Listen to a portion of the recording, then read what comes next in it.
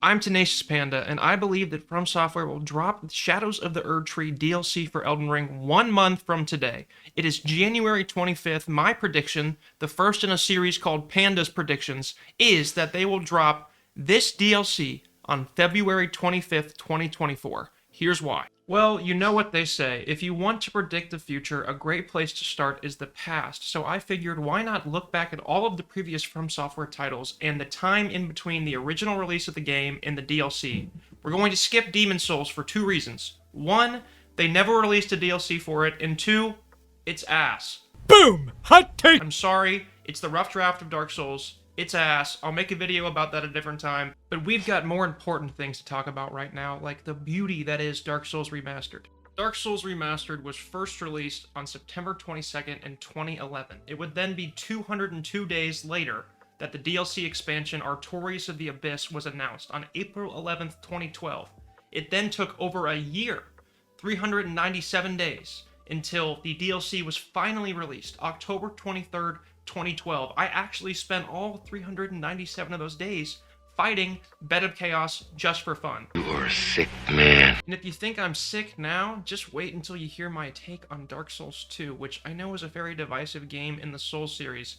I happen to think that it's fundamentally misunderstood. It's a beautiful experimental game. It steps outside a lot of the norms within the Souls series, and I really appreciate it. But again, this video is not about that. This is about the DLC timeline. Dark Souls 2 was first released on March 11th, 2014, and it didn't take long for FromSoftware to announce the DLC. Just 85 days later, on June 4th, they actually announced all three of Dark Souls 2's DLCs.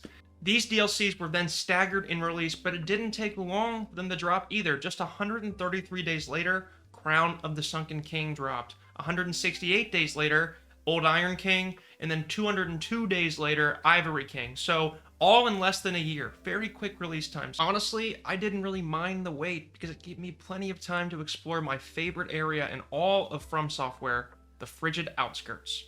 Next on the list is my personal favorite FromSoftware game, and if you catch me on the right day, I might even say it's my favorite game of all time. That is, of course, the cult classic Bloodborne, released March 24th, 2015. It took 175 days for them to announce the DLC, The Old Hunters, which I think is the best DLC ever made. Bar none. Like, it is the best DLC ever made. It took Bloodborne from a great game to a generational, fantastic game, one of the GOATs in my opinion. But that aside, again, 245 days for The Old Hunters to come out. It was announced on September 15th, 2015, released November 24th, 2015. Honestly, I love Bloodborne so much, I don't have any funny, tongue-in-cheek ways to end this section, I think. I don't really know what I thought of something. And if you guessed the part where you get to stick your hand in a giant pig ass, you, my friend, would be correct. That is one of the stranger parts of this game. Welcome to FromSoftware.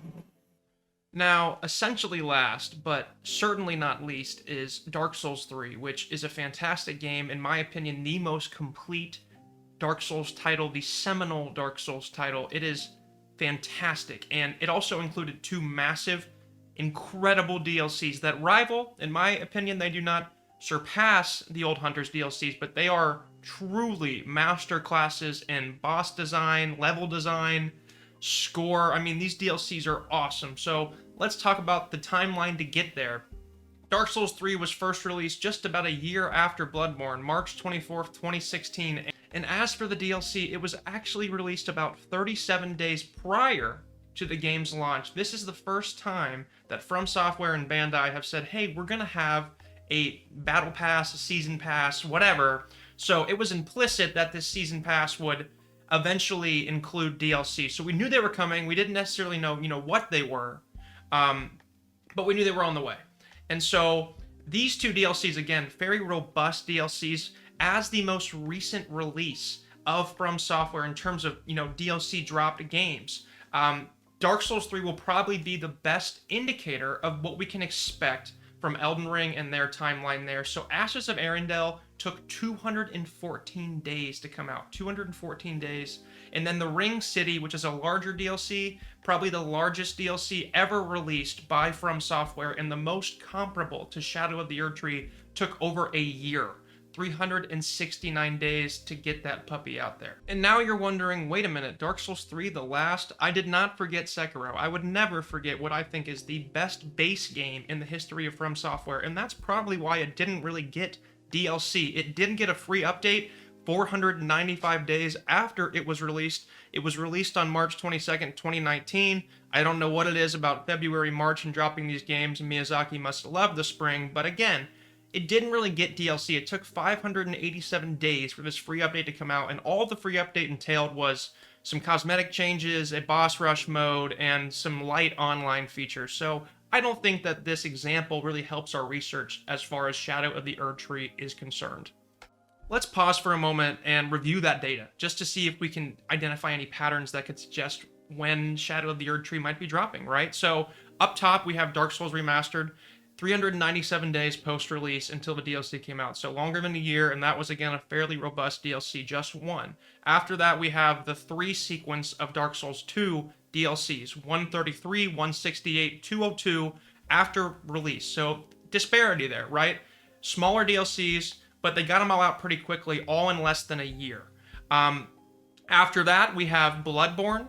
First release, again, March 24th, 2015. It was 245 days, so longer than 2, but much shorter than Dark Souls Remastered. And then, last but most importantly, Dark Souls 3, the most recent game with the most robust and comparable DLCs. DLC was announced prior to the launch of the game via a season pass. It took 214 days for Ashes of Arendelle to drop, and then its slightly larger counterpart, the Ring City, took over a year as well, but still less than Dark Souls Remastered. So, not necessarily a pattern here. We see that Dark Souls Remastered took a long time for the one big DLC. We also see that DS2 dropped them quickly. Ultimately, looking at this data, I don't know if we can draw any conclusions from what we're looking at. We can tell that it's taking longer and longer for them to get DLC out. We can assume that as, games get more and more complicated and better, like Elden Ring is, it's obviously the biggest, most massive FromSoftware game ever made, it will take more time for them to develop DLC. What else do we know? We know that this will be the only DLC dropped for Elden Ring. And Elden Ring was a huge game, so it would make sense that this DLC is huge to follow suit. We have some other bits of evidence, though, especially that have dropped in the last few months, so let me continue to support my claim with some more recent information. Our first official mention of the DLC came about a year ago, and about a year after the release of Elden Ring itself. This came via a tweet from FromSoftware, the Elden Ring official account, and it was typically cryptic, as they like to be, right? Just said, hey, let's walk a new path together, there's DLC coming, and that was really it. We knew it was coming because Miyazaki had hinted at it. We also know that there used to be a season pass plan where these DLCs would be dropped little by little, one at a time. They scrapped that and decided to do it this way, just one big drop, hopefully 1 month from now. We know these things courtesy of famed data miner Lance McDonald, who uncovered all of this different stuff. He realized through data mining that the original plan, again, for the season pass had been scrapped in favor of a massive DLC, and according to his findings as well, this is roughly the size of 2 DLC packs, so it could be as big as Ashes of Arendelle and the Ring City combined, which, again, for a game built for PS5, the largest, the first truly open world FromSoftware game, if those took a year, a little over a year, combining those, it might take about, a year and a half, maybe 2 years. February 25th, 2024. Do you see what I'm getting at here? So for all of the reasons I've listed in this video so far, I've had a hunch, a suspicion, an intuition that Elden Ring's DLC would come out 1 month from today, February 25th, on the 2-year anniversary, but I know what you're thinking. You're not making a very strong case. And you're right. Again, this is a lot of guesswork. However, in the last month or two, this suspicion of mine has been continually affirmed by different little things that have happened. Not 1, not 2, not even 3, 4 little different coincidences that I believe really hammer this argument home and make me certain that this DLC will be dropping 1 month from today. I present my supplementary evidence from weakest to strongest, starting with this post from Sad Performer 7409 on the Elden Ring subreddit just 1 month ago. It's small, it wasn't upvoted at all, but I saw it and thought, that actually makes a lot of sense, because it dovetails nicely with the prominent theme of duality in the game. All throughout this game, the theme is twos, right? Light and dark, night and day, 2 fingers, 3 fingers.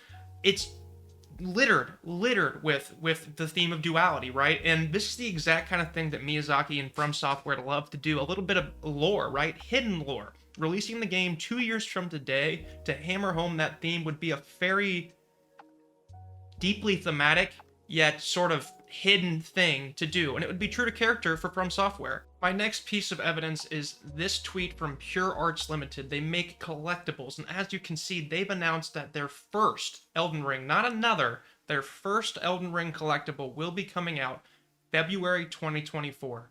Why would they be dropping the first collectible then? Well, because the DLC is coming out. It just makes sense.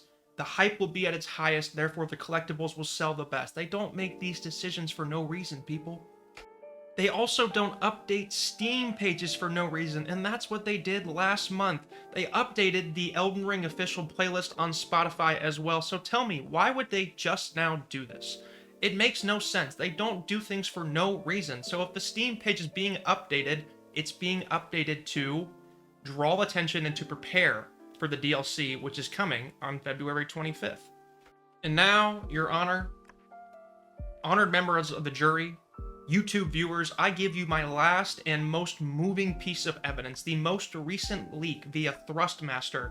This has been scrubbed off the internet, but luckily it's still up on the deepest, darkest corners of Reddit, and as you can see, it quite literally says, this collaboration, Bandai Namco with Thrustmaster, focused on Elden Ring at the very bottom in the tiny font there to sync with the new Shadow of the Erdtree expansion release Elden Ring anniversary. I know there are leaks all the time. I know that very often they end up being bullshit, but when you look at the evidence that we've put forth here, the timelines on the old FromSoftware games, the fact that this is a new game, the biggest FromSoftware game ever made, so it would follow that it's going to take even longer for it to release. The themes of duality, the little things, the Steam page, the collectible, and then this, the cherry on top. I am not sure how you can look at this and say I'm not at least making a convincing argument. My name is Tenacious Panda. I love Elden Ring, and I love video games. If you enjoyed this video, whether you agree with me or not, I hope you decide to like, sub to the channel. At the very least, sub to the channel so you can come back here 1 month from today and make fun of me when Elden Ring Shadow of the Erdtree does not come out. Comment cope, and all the funny stuff. I deserve it if it happens. But if I'm right, you gotta stay subbed to me. You gotta keep supporting my content. Let me know what you think in the comments below. Am I right? Am I wrong? I hope I'm right. I love Elden Ring, and I want the DLC very, very badly. I'm Tenacious Panda. Your support is always appreciated, never expected. Thank you, have a great day, and hopefully I see you under the Shadow of the Erdtree 1 month from this very day.